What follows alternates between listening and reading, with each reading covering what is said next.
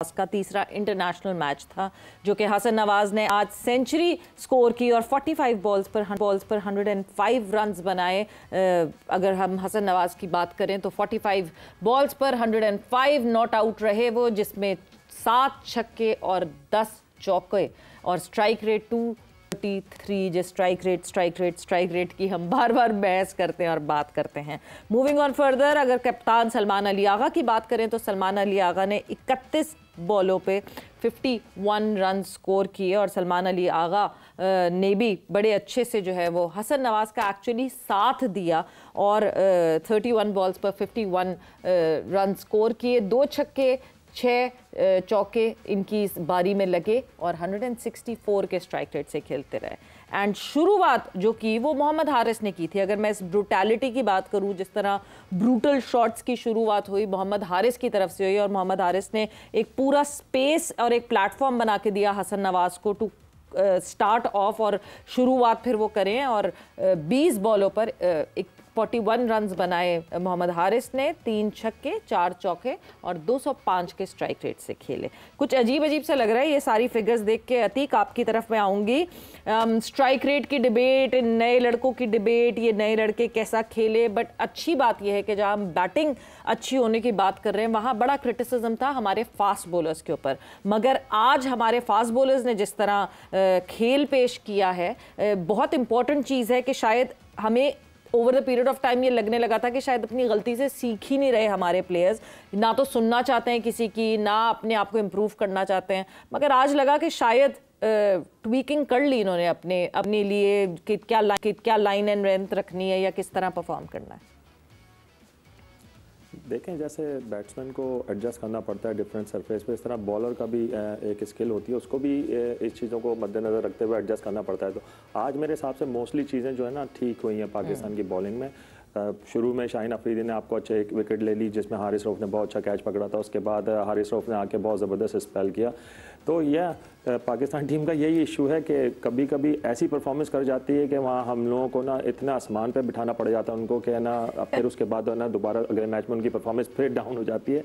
तो कहने का मकसद ये है कि अब जो नेक्स्ट ग्राउंड होगा उसमें कंप्लीटली डिफरेंट कंडीशन होगी। न्यूजीलैंड जो है ना वो बहुत ही अजीब सा, मतलब वो एक जजीरा है जहाँ पे हर शहर में ना डिफरेंट कंडीशन होती हैं। वेलिंगटन में आप खेलोगे जाके, वहाँ पे बिल्कुल ब्रीजी कंडीशन होगी, वहाँ पे बॉल स्विंग होगा, बहुत सी चीज़ें होंगी। तो इनको चाहिए कि एडजस्टमेंट जल्दी करें और हमारे जो सपोर्ट स्टाफ बैठे हैं उनके पास इतनी इन्फॉर्मेशन होनी चाहिए कि किस पिच पे किस तरह बैटिंग की जाती है और किस पिच पे क्या पार स्कोर होगा। तो मेरे ख्याल से 204 was an a par score on Auckland, और क्योंकि पाकिस्तान ने देखा बड़े आराम से 16 ओवर में चेस कर लिया।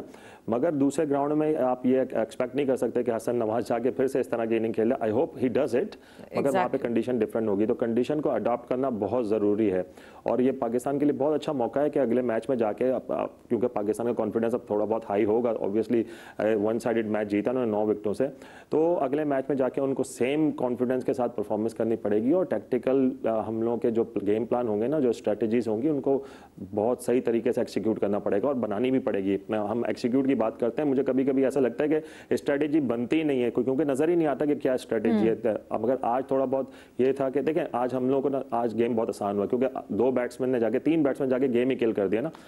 जब आप 200 रन चेस कर रहे होते हैं तो पावर प्ले में अगर कोई एक्स्ट्राऑर्डिनरी बैटिंग हो जाती है तो गेम दूसरों के लिए आने के लिए, दूसरे जो बैट्समैन पीछे आते हैं उनके लिए थोड़ा सा आसान हो जाता है। तो हारिस ने जिस तरह बैटिंग की, उसने एक प्लेटफॉर्म सेट कर दिया, एक दूसरे जो पीछे आगा सलमान आ रहे थे, एक उनको फाउंडेशन दे दी। तो वो फाउंडेशन देना बहुत ज़रूरी है T20 क्रिकेट में।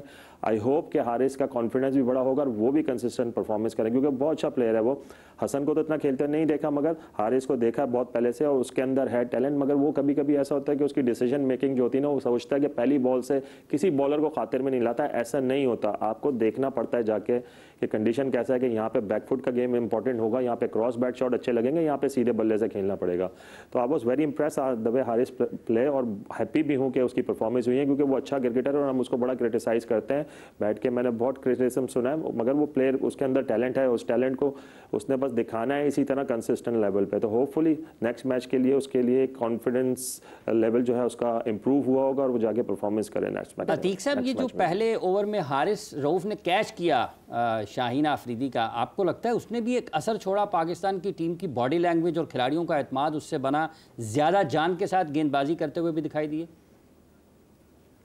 देखें ऐसा ही होता है जब कोई फील्डर जो होता है ना, फील्डर्स जो होते हैं जितने भी ना, वो बॉलर्स का एक कॉन्फिडेंस होता है। अगर वो कैच छूट जाता और उसके बाद शाहीन अफरीदी को 1 या 2 बाउंड्री लग जाती है वहाँ से, तो उनका कॉन्फिडेंस लेवल डिफरेंट हो जाता है। मगर वो उस कैच ने एक ऐसी फाउंडेशन, एक ऐसी एनर्जी ला के खड़ी कर दी जिसकी वजह से बॉलर का भी एक हैप्पीनेस आ गई, पॉजिटिव माइंडसेट आ गया। जब आपका पॉजिटिव माइंडसेट होता है ना, तो आप पॉजिटिव सोचते हो, फिर उसके बाद पॉजिटिव एक्शंस भी होते हैं, तो रिजल्ट भी पॉजिटिव आया उसके बाद। तो ये चीज़ें बहुत ज़रूरी हैं। ये फील्डिंग जो है ना पाकिस्तान की, ये की है कि ये बॉलर्स को उठा भी देगी और बॉलर्स को गिरा भी देगी। मगर आज जो ग्राउंड फील्डिंग थी ना, उससे मैं इतना हैप्पी नहीं हूँ, क्योंकि जो हमने चौके कराए ना, एक शादाब के पास से गया और अब्बास के पास से गया, ये नहीं होने चाहिए। हाँ, ये नहीं होने चाहिए इस लेवल पे। इस तरह की आपकी पोजीशन देख लेना, देखें चौका हो गया, मगर आप अपनी पोजीशन देखो, आप किस पोजीशन में थे। बिल्कुल ओपन चेस्टेड खड़े हो, टांगों के बीच में से गैप है और नीचे से बॉल निकल गया। ये बेबी एरर्स होते हैं, ये अंडर 13 अंडर 14 के बच्चे भी एरर नहीं करते। तो इनको ये चीज़ों को ज़रा सोचना चाहिए कि आप टॉप लेवल की क्रिकेट खेल रहे हो, तो इन रन्स को अगर आप बचाओगे तो then you have to chase less 15 और 20 लेस रन्स। पीछे साहब, एक अभी इमाद वसीम ने ट्वीट किया है सवेरा को, कि ये वो तरीका है जैसे आपको T20 खेलनी चाहिए, और यही इमाद वसीम है। इनका चंद दिन पहले एक इंटरव्यू आया जिसमें वो कह रहे थे अगर वो इस प्रोग्रेसिव क्रिकेट की या जारहाना क्रिकेट की बात जब करते थे तो लोग उनका मजाक उड़ाते थे, कि ड्रेसिंग रूम के हवाले से या वो लोग जो क्रिकेट खेल रहे हैं उनकी बात उन्होंने की है। तो आज उन्होंने इस कारकर्दगी के बाद फौरी तौर पर ये कहा है कि ये वो तरीका है जैसे T20 क्रिकेट खेली जाती है। देखिए, जब आप मैच जीतते हैं वो तरीके ही सही लगने लग जाते हैं। तजज़िये होते हैं, बड़ी बड़ी एनालिसिस होती हैं, बड़ी बड़ी चीजें निकलती हैं। क्वेश्चन इज कि आज क्या आप ड्राइंग रोड पे बैठेंगे, ड्राइंग बोर्ड के ऊपर? ठीक है, पाकिस्तान जीत गया, व्हाट क्या अगर हसन रन्स ना करता, व्हाट क्या सलमान रन्स ना करता, फिर आप क्या करते? मुझे ये बताएं आप। आपने बैठना है ड्राइंग बोर्ड के ऊपर और अपनी, ये जो अतीक बात कर रहे हैं, अपनी स्ट्रैटेजी बनाओ। सबसे पहले अपनी स्ट्रैटेजी बनाओगे, उसके बाद आप आगे सोचोगे क्या करना है। हारना जीतना हर टीम चाहती है कि हम हारेंगे, जीतेंगे। याद रखना, मैं बार बार आपको कहता हूं, पाकिस्तान या किसी और मुल्क के पास कोई फ्रेंचाइज नहीं है क्या वही जीतेंगे। आपने मेहनत करनी है, अपनी स्ट्रैटेजी बनानी है, अपने स्किल्स का इस्तेमाल करना है, अपने आप को एक डिसिप्लिन फोर्स करना है। ये क्या वजह है कि न्यूजीलैंड होगी, ऑस्ट्रेलिया होगी, इंग्लैंड होगी, ये डिसिप्लिन अप्रोच से खेलते हैं। हम खेलते हैं विद अ काउबॉय अप्रोच। अब इमाद कह रहे हैं हाँ जी इस तरह खेलना, वेरी गुड खेलना है। हमने खेलना है इन ए यूनिफॉर्म्ड मेथड। इसकी मेथड जो होती है, मेथोडोलॉजी को आपने आगे लेके चलना है। हम वो नहीं करते। अब सारे जी जंप मारेंगे, ओ जी पाकिस्तान ये वो। हम कहते हैं पाकिस्तान बड़ा जबरदस्त प्लेयर है, बट स्ट्रैटेजी क्या है कि 10 मैच हार के तो एक जीत के तो हम कहते हैं पाकिस्तान वाह। No, that is not the way. हमने देखना है कंसिस्टेंसी। जब तक हमारी परफॉर्मेंस कंसिस्टेंसी के साथ नहीं आएगी, आप कैसे आगे जाओगे? हाफिज साहब मुझे ये सवेरा आप बताओ, कैसे जाओगे? आप नहीं जा सकते। आप ये वन ऑफ होता है, और वन ऑफ होता है, देखो ना, उसने भी 45 बॉल्स में सेंचुरी की है, दूसरे ने 44 में 94 कर दिया। ये वन ऑफ होते हैं, ये हर मैच में ये इस तरह नहीं चलता। वो जब एक दफा मैच कर रहे इधर दुबई के अंदर, आसिफ इकबाल, बिशन बेदी और मैं बैठे, तो आसिफ इकबाल शायद का नाम रखा था लाइसेंस टू थ्रिल, कि शायद आता है अफरीदी थ्रिल करके चला जाता है। द थिंग इज, हमें थ्रिल भी चाहिए, लेकिन हमें लॉन्ग टर्म परफॉर्मेंस भी चाहिए। This is what makes a team, not one of performances. और वो कहते हैं ना कैमियोज, हमें वो कैमियोज नहीं चाहिए, हमें कंसिस्टेंसी चाहिए। That's all we need. और कंसिस्टेंसी बहुत ज़रूरी है। अगर आप कंसिस्टेंटली, और कंसिस्टेंसी सिर्फ ऐसे ही नहीं आएगी अतीक, अगर हम कंसिस्टेंटली डिसीजन ऐसे नहीं लेंगे, अगर हम अपने डिसीजंस पे डटे नहीं रहेंगे। मतलब अभी जब तक 2 T20s पिछले खेले गए थे, तब तक तो ये लग रहा था कि बस ये टीम जब वापस आएगी न्यूजीलैंड से, फिर से हमें वापस वही, हम ग्राउंड ज़ीरो पे चले जाएंगे। वही लड़के जिनको हमने किया तो ड्रॉप है, पर कहते हैं कि रेस्ट करवाया है, उनको वापस ले आएंगे। बांग्लादेश का टूर होगा पाकिस्तान में, वो पाकिस्तान में फिर से T20 खेलने के लिए वापस आ जाएंगे। बट आज क्योंकि जीत आई है सामने, आज ऐसी परफॉर्मेंसेज आई हैं कि शायद अब नैरेटिव चेंज हो जाए, बट अधिक कंसिस्टेंसी हमें दिखती नहीं है। What's your take on bringing in these new guys now, और जो पुराने थे बस अब वो दूसरे फॉर्मेट्स पे फोकस करें?